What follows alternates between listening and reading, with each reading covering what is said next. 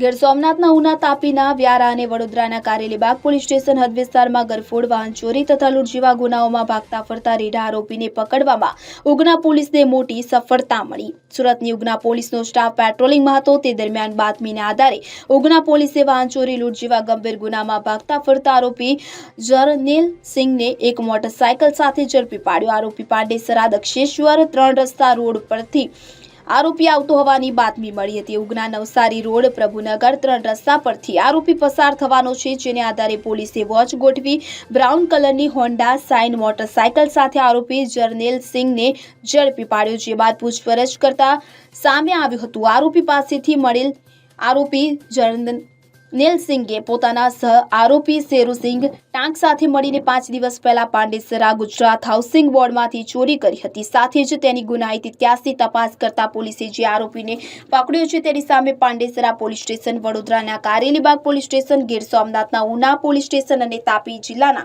Vyara police સ્ટેશનમાં આમ કુલ મળીને 6 જેટલા ગુનાઓ નોંધાયા હોવાનું પણ સામે આવ્યું, કે જેથી આ મામલે પોલીસે આરોપી વિરુદ્ધ ગુનો નોંધી તેની પાસે રહેલો 20,000 રૂપિયાનો મુદ્દામાલ કબજે કર્યો અને સાથે જ અન્ય એક આરોપીને વોન્ટેડ જાહેર કર્યો। Reporter Naresh Simran, CN24 news.